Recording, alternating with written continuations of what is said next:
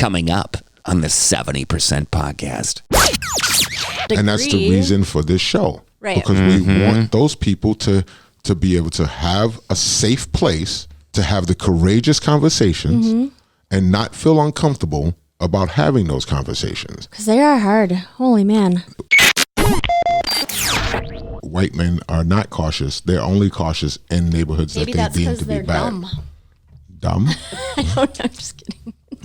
That's a big generalization as well. The female side of Amy Alexander just came out. Sorry. If you're going to call in yelling and screaming and cursing and being nasty to anyone, don't call in. Yeah. But if you're going to call in and have a heartfelt conversation, right. If you're a white person and you're scared to talk about these issues and you want to talk about them, you want to get it off your chest, you want to have the courageous conversation, call in. Let's talk about it. Yeah, let's talk about Same it. thing from, black people as well. Right. The 70% podcast with your host, Amy Alexander and Mike Sewell. Welcome to the 70%. Thank you for joining us. I am Amy Alexander, and this is Mike Sewell. And we're here to talk about the courageous conversations, or have the courageous conversations about what's going on in our world, how they're pulling us apart, and not to be a negative Nelly, but it's really driving us all insane. And we are going to end up killing each other before we let this get resolved if we let it keep going the way it is. So Mike and I are here. We have had a lot of conversations. We've known each other for a very, very long time. And we do come to some conclusions and talk about some things that maybe we all just need to hear. And we're here to tell you and talk with you about it if you would join us. So welcome. Coming from different backgrounds is really where it's at. I'm born and raised in Brooklyn, New York. Spent a fair amount of time in the Oakland, California area, or the Northern California area, I should say, Richmond. And then you're from Rhinelander. I'm from Rhinelander, Wisconsin. I'm a Hodag. All right. Not many people know what that is, but different worlds. Yes, very different worlds. But we cross paths throughout our lives, friendship, mutual friends. I think I don't even remember exactly how we met, but anyway, the point of the story is we are both in a situation just like all of the rest of you, where we think there are a lot of things going on in our current society and government that are not doing us any good at all. We agree that there is racism in the United States of America, but we also agree that we are being pushed into that more and more, not by each other, but by the people that are in power. Yeah. Okay. And so we're not just being pushed to recognize that there's racism in the United States. We're being pushed to fight against one another based off of the racial indiscretions that happen in the United States. Well, and they're trying to eradicate something that is not possible. You can't eradicate an emotion or you can't, if it is inherently as bad as everybody is saying it is, or the media is portraying it is, even if it's a little bit, there's got to be a way to make sure that everybody understands that we're not all to blame for any of this. We are being basically programmed to make sure that we continue fighting, continue to stay divided, stay at one another's throats, things like that. Yeah. And like you said, we agree that racism is a problem. We don't agree on how it should be fixed. Correct. We don't agree on how whether reparations should be paid or not, and if it should be, how they should be paid out. So those are some of the things that we do disagree on there. Right, but I don't think the basis of it isn't. I don't disagree that it isn't a problem and that institutional racism hasn't. I've been doing my research. I went back to even the history of slavery, and when I asked you that question about what about other countries that had the same situation, what are they doing, things like that, and you can pull people into this conversation, but until they understand the fact that neither one of us is going to completely get our way. If we don't compromise on this, we're going to basically implode ourselves. And that goes both ways. From my perspective as a member of the white community, as a member of the female community. I mean, we're all members of a lot of communities, but what we need to understand is that it's not our communities that are at fault or battling with each other. It is the people that are trying to run the communities that are fucking this up, and we need it to stop. I guess I think that you're correct. That the people that are running this, the media, the government, are pushing us down a road that we shouldn't be going down. Fighting with one another and stuff like that. However, I believe the problem stems from, or we have so much infighting or fighting because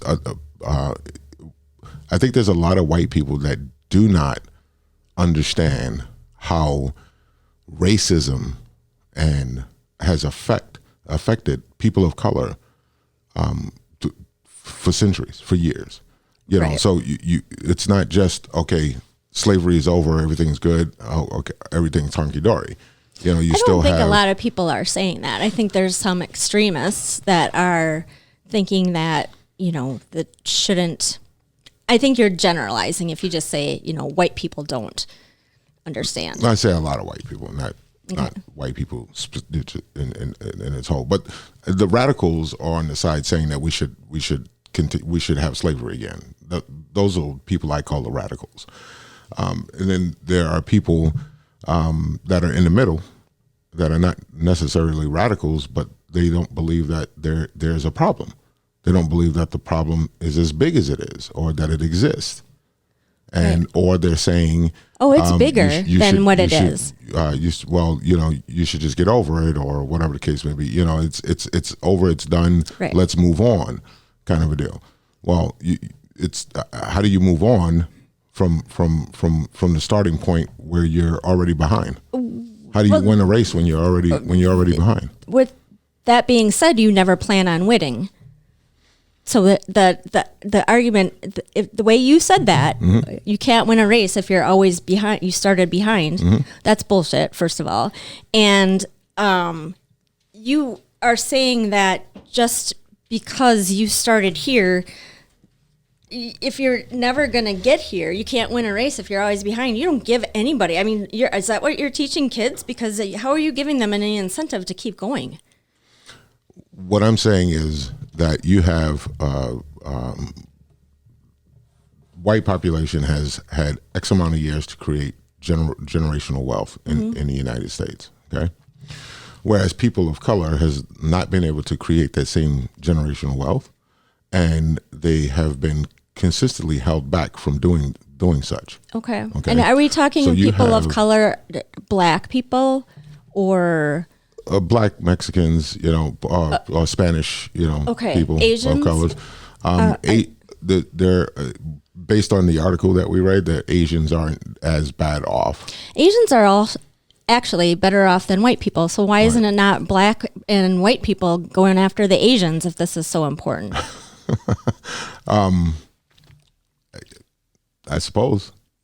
I think that because of the racial divide with the blacks and whites in the United States, I think that's why. Which has been going on for centuries, and we're not allowing it to be fixed. It's not that we can't fix it; we're not allowing it to be fixed, right? Because nobody will learn from the past and not replicate it, but. You can't always fix it either. How do you fix it? It's not. We're throwing more money at the government to make things worse than we are if we just actually spent it ourselves helping each other out.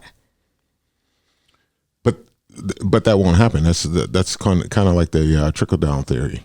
Give the money to the corporations, and eventually to get down to the employees. That hasn't happened. That economics doesn't work.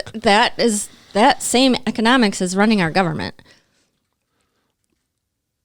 Our paycheck, our collective paycheck that goes to the IRS. Right. We don't even get 50% of the money that we make, black, white, red, indifferent, I don't know, whoever. In the United States of America, 50% on average of the amount of money that you make on a daily freaking basis, working your ass off, goes to a federal or state or local government that has no control over their spending and are definitely not spending it in the right places.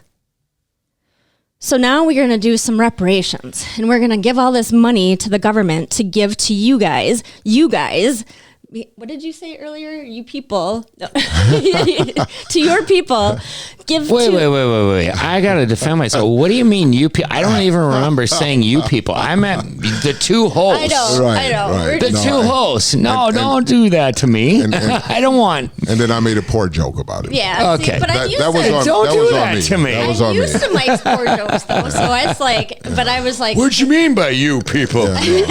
Jesus, you want a water from the fridge? You people. yeah. I knew you were talking about Amy and I, Yeah. but again, I made a poor I joke. know. Okay. I know. So yeah, that's kind of a.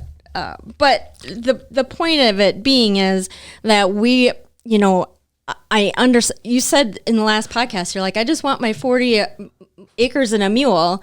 Well, you've already earned yourself 40 acres and a mule practically. So Why do I have to now pay you for it? Let me give it to you this way, okay? So you have this person over here, okay, and I got a top in my hand trying to represent it as a group of people or a person. This person makes $100,000 a year. 50% of that $100,000 goes towards taxes based on your math, and we know it's not the solid math, but anyway, let's just for argument's sake, okay. They still have $50,000 to live on, correct? Okay. This person over here makes $25,000 a year. Half of their taxes, or half of their money goes to taxes. They got what, $12,500 to live off? No, they don't pay that much in taxes when they have that kind of income. The lower your tax, the lower your income, the more. Like I pay a lot in taxes because I make more money. However, I'm also considering sales taxes, like buying a bottle of water or whatever. Right. No, I understand what you're saying. Property taxes, everything. And we all pay those taxes. And those are the same taxes that this guy right here is paying. He's paying the same taxes. So let's say 25%. Okay. So instead of paying 50%, that person is paying 25% because they pay less to the federal government out of their checks. Okay? Plus, they usually get a lot of credits and things like that. Right. So you end up probably paying little to no taxes. Okay. So let's say they even pay no taxes. Okay, except for the local taxes for the sales and stuff like that. Right, sales tax. Sales tax and such. Okay, so they're making $25,000. Let's say they $5,000 out of his taxes. They got $20,000. Can you live off of $20,000 a year? Can I? Yeah. No, anybody in the United States right now, can they live off of $20,000 a year? Can you define live? Can you live? Can you make a living? Food, water, shelter. Food, water, shelter. A car to get back and forth to work. Maybe a little entertainment, a movie every once in a blue moon. There's where we get into the gray areas. How much of that stuff is supposed to be a fed lifestyle, and how much of that should be an earned lifestyle? If we all started out with $25,000 a year, every single one of us, let's start over. Okay, nobody, whatever. Here's all your $25,000. Right. Now we're all even. Now is that good?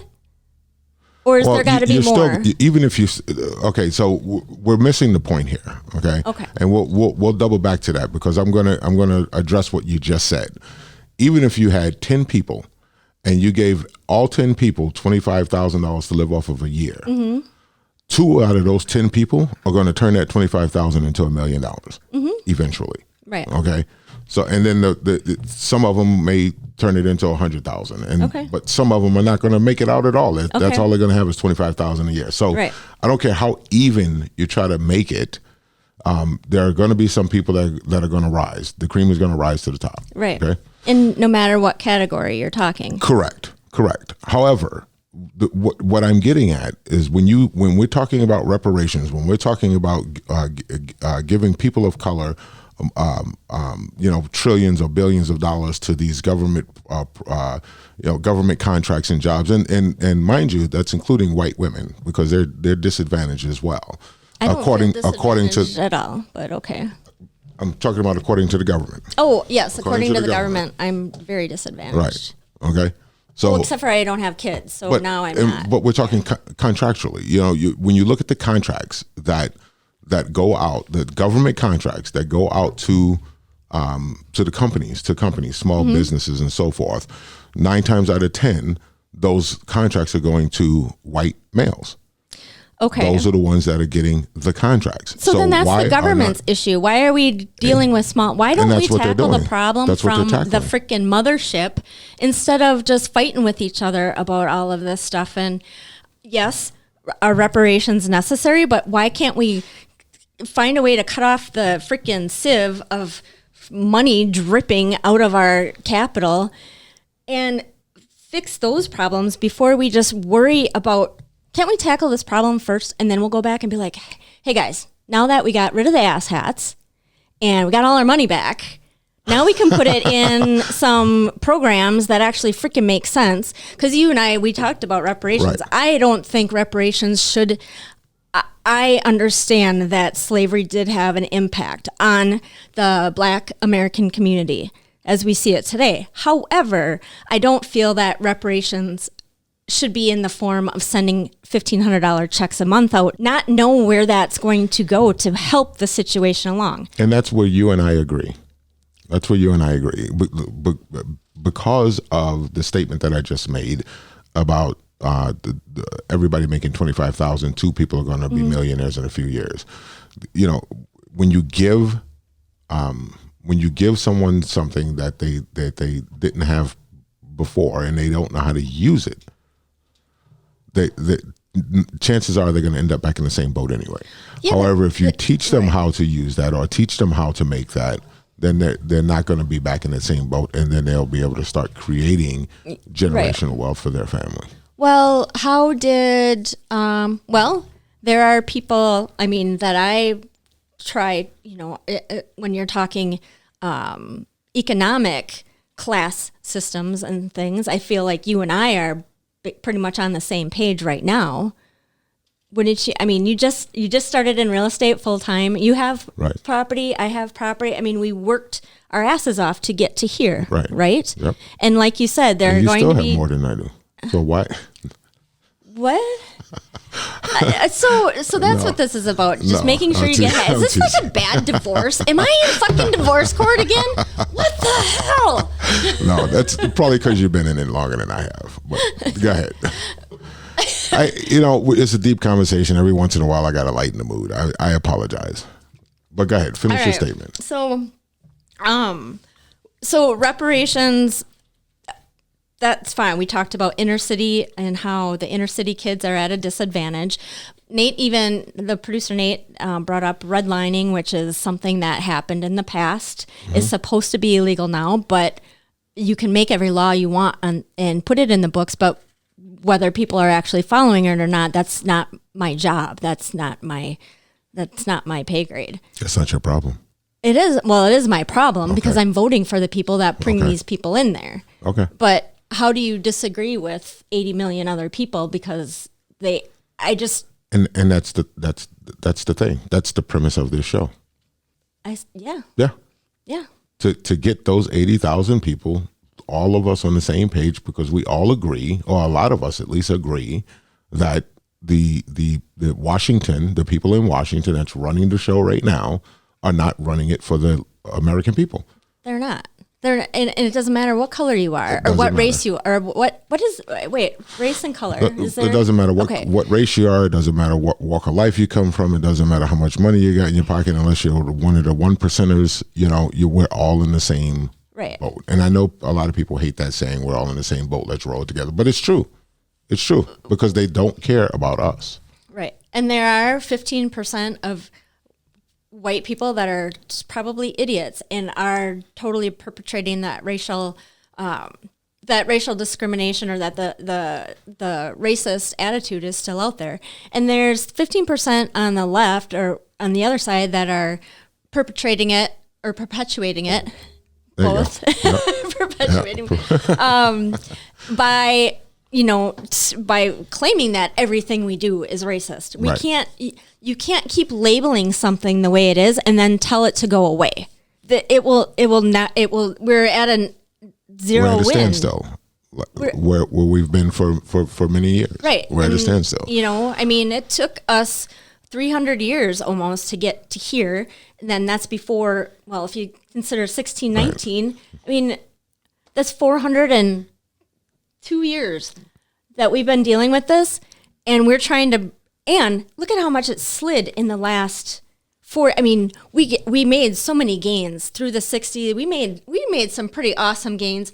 MLK, I mean, and then now this last 20 years, we've just been in this fucking downslide. And that's the difference. You know, a lot of white people feel like we've made gains. We've made a lot of gains, and we've gone so far because we had Martin Luther King, who was murdered. Right. You guys made a lot of gains in the 60s. You guys made a lot of gains in the 50s. But people of color did not make a lot of gains. Okay. They weren't a lot. They didn't have the opportunity to buy property and hold on to property and create generational wealth and stuff like that. They weren't allowed to do that. Okay, but so now you are. They did not create. Now you are. Okay, so now we are now. Mm-hmm. We are somewhat now. What because do you mean even today, there's still a problem in the United States where black communities, and it's just we read it in the article, and I knew about this prior to reading it in the article today, but in black communities, the houses are being appraised for a lot less than that same house if it was in a white community. So they're not able to take advantage of the equity in that house as well as the people in the white communities. That's even today. Okay, let me ask you this. Is it because of the condition of the house, because of the community it's placed in, or because of some other factor? So because it's in a black community, it's worth less? Is that what you're saying? That the appraisers are saying, there's like a field that says black community minus 10%? What I'm saying is that the houses that are the same dimensions, size, condition in the black neighborhoods are being appraised for less if that same house was in a white neighborhood. So this house appraises in the white neighborhood for $200,000. Okay. In the black neighborhood is $150,000. So what is the people that make sure we don't discriminate on appraisals say about that? We have a commission of that's what. Right, and those are the people that, and that's we're going back around to it. Those are the people that are in Washington that are not doing the checks and balances to make sure that these things don't happen, and those are the people that we need to get rid of, so that we can get people in their office that are going to make sure those things are not being done. Right, and since you mentioned it, I mean, you being in the real estate industry yourself and knowing how the mortgage process works and all that, I mean, you could make sure that our local situation is being handled correctly with all these sales and stuff, and maybe even find out if it is a difference, why, and get to the kind of the bottom of that and find out why that's happening. And the funny part about that is that I myself, I just refinanced. Mm-hmm. Okay? So I can get into real estate full time. I wanted to get a lower interest rate and a lower mortgage payment. Mm-hmm. Okay. And I didn't find that happened to me personally, because my house, the guy next to me his house appraises for 140, 150. Mine was 170.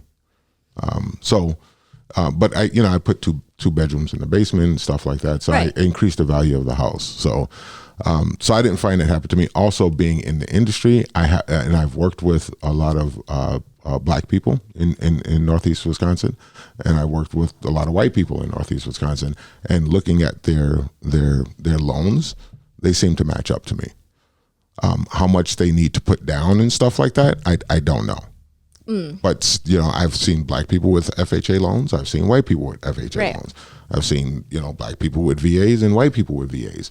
So in my experience in Northeast Wisconsin, okay, on a local level, I haven't witnessed that myself. Okay, I'm not saying it doesn't happen. What I'm saying is based on my little study over the last 5 years for the people that I've worked with and helped out, mm-hmm. that I haven't seen that. You haven't seen that in no discrepancies. You don't feel like anybody said, "Hey, was working with this white agent and they wanted to put me over here and didn't want me to move over here. I've heard of that happening. It hasn't personally happened to me. Okay. But I've heard of that happening. We actually had a meeting about that. And when I say we, it was me and a group of other people was a part of that conversation. He was a part of that conversation. And no, it's okay. Forget you. We spend more time together now than we did when we worked together. Anyway. Sometimes when we touch, the honesty is too. That's enough, Nate. That's enough. All right. Well, I got to add some levity.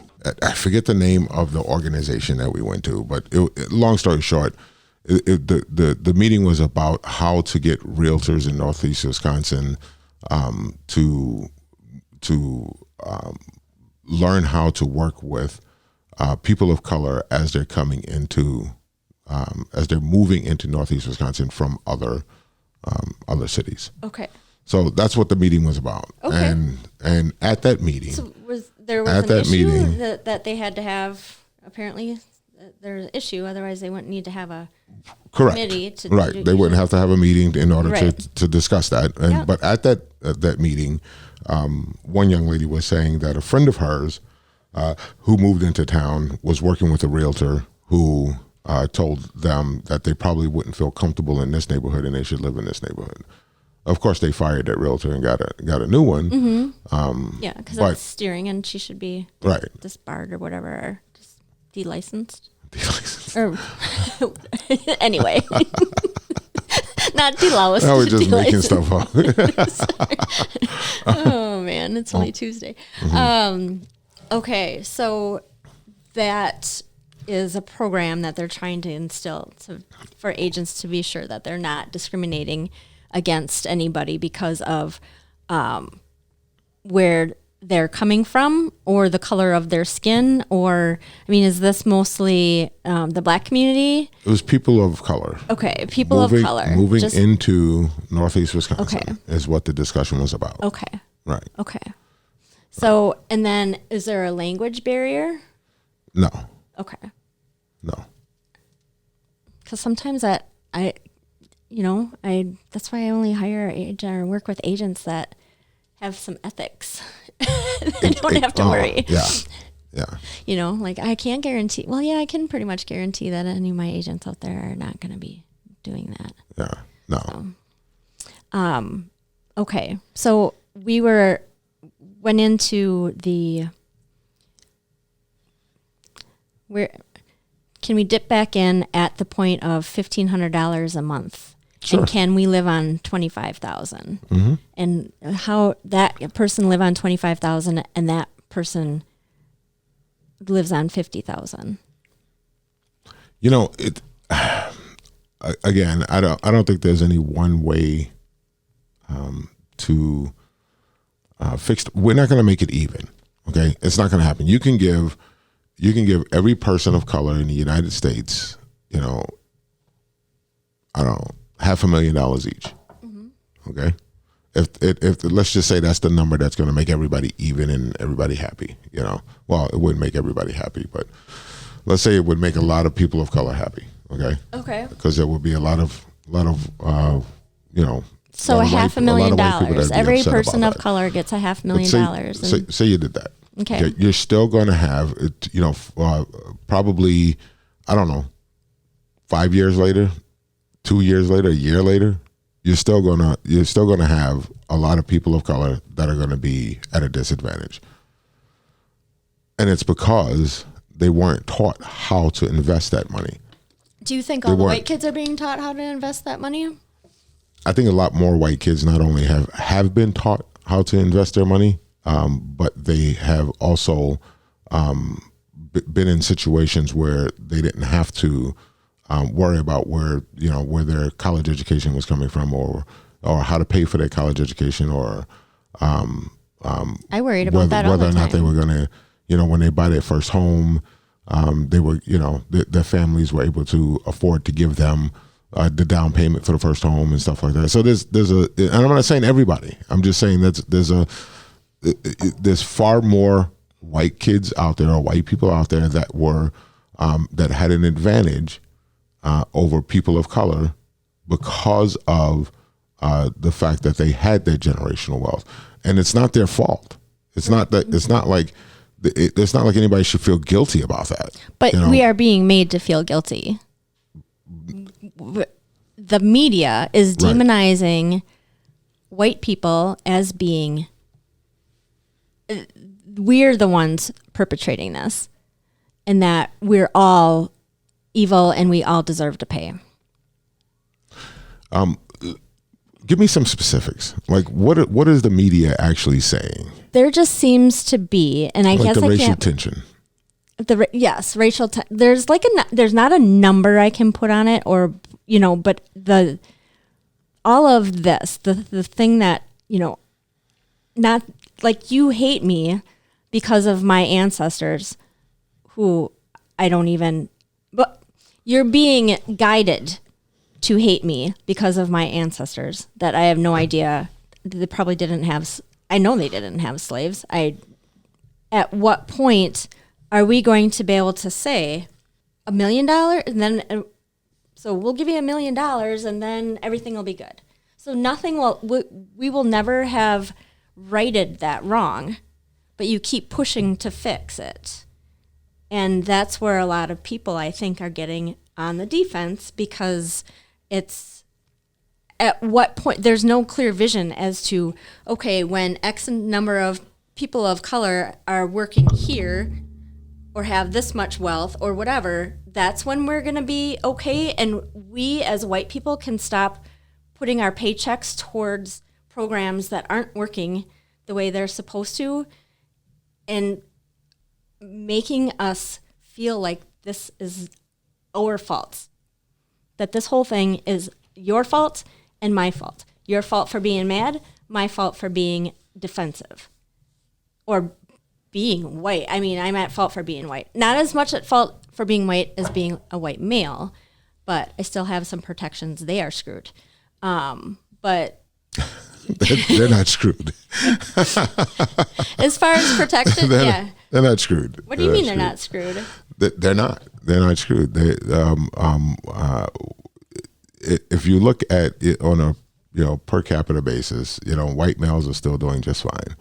Now they may feel as though they're not doing just fine because of the way the media is portraying, white males in the United States today. However, I still go back to the government contracts. They have more of the government contracts. They have more of the wealth. They have more of the. So they're doing just fine. Right. Well, and now that's you. They is a big generalization, and you are assuming you know how they feel. No, I'm not saying that they feel fine. I'm saying they should, though, because they're doing just fine. And your definition of doing just fine is wealth. Well, I mean, that's a loaded question because we're talking wealth. We're talking not feeling the fear when they walk down the street, not feeling fear when they walk up to a house, not feeling it, Yeah. So I feel that fear. So there's a lot of things that,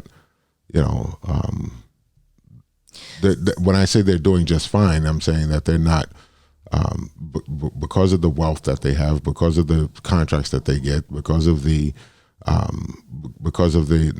not being scared to get pulled over by the police, things like, they have a lot of. So let me ask you this. Things that they should not be, they shouldn't be upset about. If a white person walked down the street of Chicago, and I don't know Chicago at all, but I know that there are black neighborhoods in Chicago and whatever. Should they be afraid? Let's use.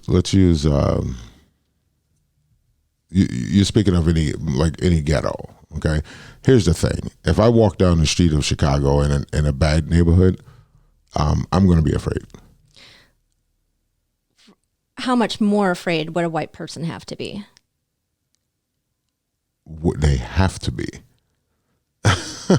I think that they would have to be very cautious of the neighborhoods that they go into.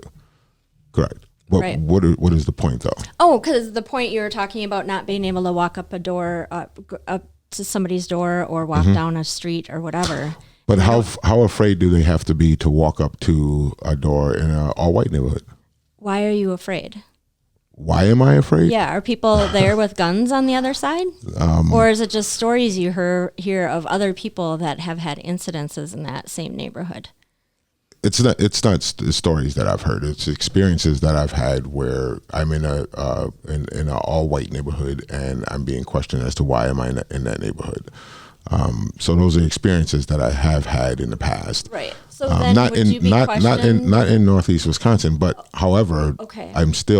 I still deal with those stressors because of what I had gone through. Okay, so a white man can walk in a lot of areas in the United States and not be afraid. A black man cannot walk in any area of the United States without having some caution. Some caution. Even in black neighborhoods. Yeah. If you go to a bad neighborhood, whether it's black, Hispanic, or whatever, we have some Italian neighborhoods in New York that I wouldn't walk into. So you're afraid in the good neighborhoods, but not in the bad neighborhoods. That's not what I said. I said I'm cautious in every neighborhood. Gotcha. Whereas white men are not cautious. They're only cautious in neighborhoods Maybe that they that's deem to because be they're bad. dumb. Dumb? I don't know. I'm just kidding. That's a big generalization as well. That's more of a female, the female side of Amy Alexander just came out. Sorry. And that's all men, not just white men, right? Right. I don't, yeah. When we're talking men, I'm just like, I have no discriminating against how I think men are so inferior compared to women. Kidding, sort of. Anyway, so if we had reparations and everybody had, say we found a way to give every person of color $1 million, then what happens? But see, that's an argument that you and I can, that's a discussion, not an argument, but a discussion that you and I agree on, though. I don't agree that the reparations should be paid in the form of giving people money in their pocket. I don't believe it should be paid that way. No matter how we come up with money, how we dole the money out, and what effect it has. What if it had the 100% effect that you're hoping for by even asking or making this an issue in the first place, or making it put it on the prime, not the back burner, forefront. So if we have reparations and then all people of color get paid out, however it is, with schools or whatever, then we're going to then everything is going to be good. And then we can have here's what's going to happen. We can talk about, not talk, like when does race not become a thing? Right. Okay. I see where you're going with this. Okay. So if we were able to make everyone, not everyone, but if we were able to even the scales, let's say that, if we were able to even the scale on a per capita basis. Right, which sounds like what you're trying to do, because you talk about per capita. Right. Yes. Right. So on a per capita basis, so we have a scale. Right. We're able to even the scales. The biggest problem that we have is not so much evening the scales as much as people not being upset that the scales are being even, or that someone is trying to even the scales. So here's what's happening: you have people of color on this end that are losing out, per se, like Oprah Winfrey, that are losing out. There are some people of color who have done very well in the United States. Denzel Washington. I can think of. There are some. Well, we're talking per capita. Okay. We're talking per capita. Mm-hmm. Okay, and that's the narrative that a lot of white people go to when we say that black people are not doing well in America, or people of color, are not doing well in America. They always go to the narrative of, well, you got Oprah Winfrey, you had a black president, you had this, and that.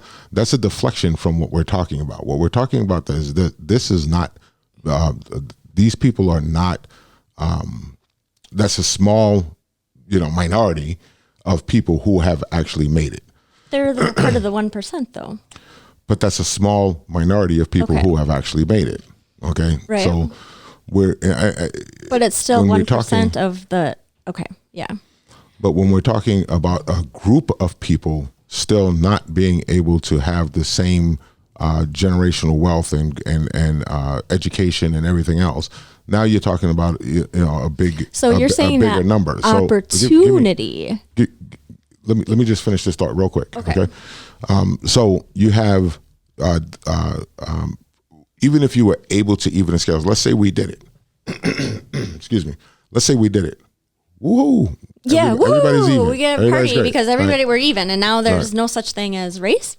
There's no such thing as a division of generational wealth, and everybody's able to make make a living for themselves and provide for their children and their children, and so on and so forth. Okay, the argument will change at that point, and as it does, okay, because we keep shifting the argument. Okay, the argument is there's a disparity, period. Okay. That's not argument. That's a statement. Okay. The statement is that it's an argument when people say that it's not. Right. But let's statement, argument, whatever you want to call it. There's a problem in America where people of color are at a disadvantage or have been at a disadvantage for many years. And then you have white people who are upset about that statement. They're saying that they're not at a disadvantage today.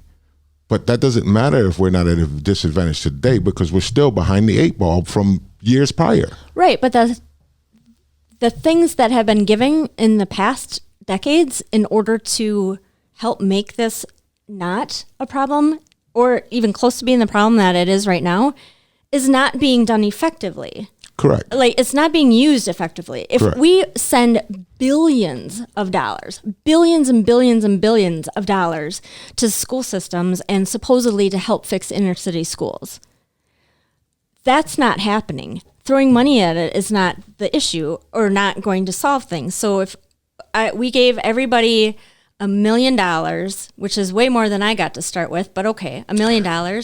If we gave everybody, all people of color, $1 million, and you had the same opportunities as we did, which you do with affirmative action, then we don't have to be called racist anymore. Like, I am no longer a racist because I don't get it from your angle, and my ancestors were white and could have had slaves, but we don't know for sure. If we can all come together and agree that there's a problem and all come together and say, here's the solution to that problem collectively. Okay. Then the problem can be fixed and we can all walk away happy. And however, okay. But your solution to the problem, like BLM had their list of demands. Is that what they were? I know they call it. What That's was what it? Is it a manifesto? No, it's not. Whatever. yeah, I know what you mean. So you know what I am saying. Like, if somebody puts that in front of me, I don't think that doesn't seem like you're trying to get equal. It seems like you're trying to win the race. Well, now you created a race. What's the fear though? What's the real fear? The Is it fear of what? Are not you specifically, but are white people in general fearful of people of color having more than them at one point? I think some are, but I really don't think that's the underlying thing, because we have more white people vote for, they voted for the old white guy this time too. I think there's a fear that you're trying to win the race. Okay. But the fear is not necessarily in you as a populace. It's in the people that are controlling all this. Like, a government can now come in and tell me whether or not I can hire somebody based on their skin color. Isn't that totally the opposite of what we started with back in the... I think there's a segment of people in the white community that are just not seeing how this math is going to work and feel like they're just working your asses off to throw money at a problem that isn't getting fixed, and it hasn't for decades. Let's say that happens then. Let's say that people of color in the United States were given so much that they eclipsed white people by billions of dollars, and now black people or people of color are in power. So what? So why is that a problem? I don't think it is a problem. You have 400 years. Why is that a problem? Give us 400. Why does it have to be a black, white, or whatever person in power? Why is there a person in power? Why is there a group in power? Why are we fighting about all this stuff? You know, if we didn't have this fucking government that we allowed to, oh my God, the bureaucracy of our situation was never supposed to be this big. A lot of people are like, oh, the Constitution is racist. Yeah. You know what? Our forefathers had slaves. So did a lot of other people that were traveling around. I mean, it was a thing. I did the research. It was happening all over the world. It wasn't just the United States. In fact, the United States was not the last person or not the last country to get rid of the Jim Crow laws and all the other bullshit that was legislating us into racism. So you get rid of segregation and you bring it to a point where now we're getting segregated because of the color of our skin again. How are we allowing this to happen? By giving a person of color a job based on not based on the color of their skin, because it's based on the color of the skin, but also their skill set. Okay, but by giving them in colleges and places like that, what's called what they used to call affirmative action. I don't know what they call it anymore. You're trying to offset the scales of the people that are not able to get into those jobs. They're not able to get into the big paying jobs. They're not able to get into because they've been held out. They've been held out by white people. They won't let them in to be able to have those jobs. You know, there's doctors out there that couldn't become doctors years ago because white people didn't want the doctors now they and can, lawyers, right? and stuff But we like that. changed that, right? Now there are laws. You wanted laws on the books that made it not possible made it illegal for anybody to discriminate about pretty much anything based on race or color of skin. Mm-hmm. Those laws are out there. Mm-hmm. But that hasn't stopped the problem. Well, then you still don't have as many white or people of color in a specific job as you would do, white people. So why is and that? We got to talk per capita because there's far more white people out there than there are, people of color for now. So we got to talk per capita, Right. Okay. So then when you're talking people of color, you're saying basically anybody that is not Anglo-American. Correct. So anybody that has blonde hair and white skin. Okay. All right. So, okay. So that's who, and we're responsible for getting you guys up to where our ancestors kicked you down. And we're not going to be suspicious or just a little bit uncomfortable that you might turn around and stomp us right back. Is that the fear?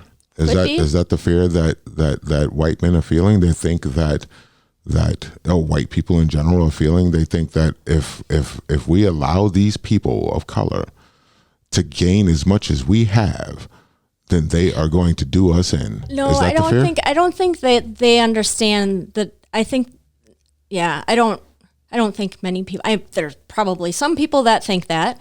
I mean, and when you ask me if the Crusades are over, I don't know that I would necessarily give you a hard yes. Most people just want to wake up in the morning. Mm-hmm. They want to raise their family. They want to hang out, and they want to do their thing. And they don't think about this. They really don't. No. And at least in my personal circle, no one is freaking out about other people flourishing. Right. Regardless of their color. Now, right. In my circle, that's why it's hard. Fear is to be called racist, homophobic, transphobe, everything. That's, I think, what we're talking about here.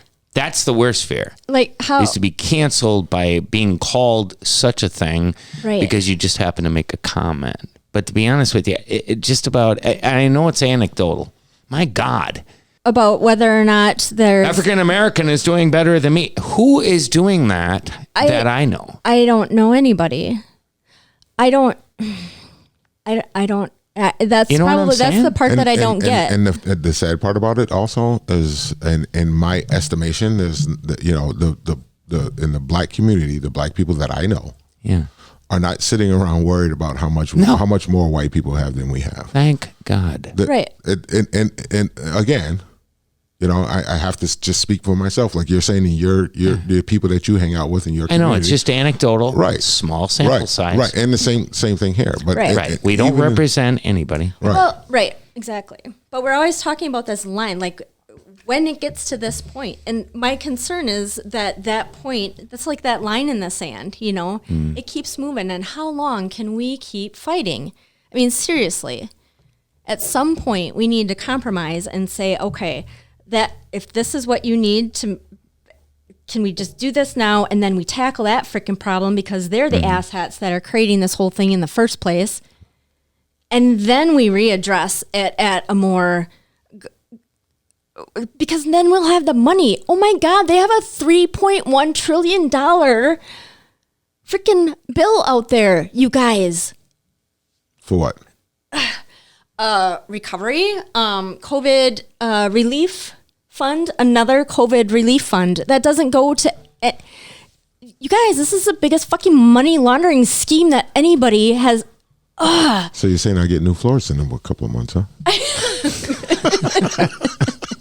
Apparently, we're all going to go footloose or on your floor. Now I know. Now I know where my flooring is coming from. Yeah. Oh my God.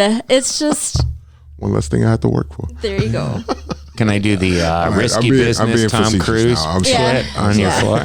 No, I just yeah. I think there are many of us that want to help solve the problem, but we don't think that the problem is just, you know, this is where we're just gonna let the fuck ups that already got us into this position to begin with go ahead and take our money that we're all trying to freaking work hard for and put it in the pockets of their friends and get us out of it.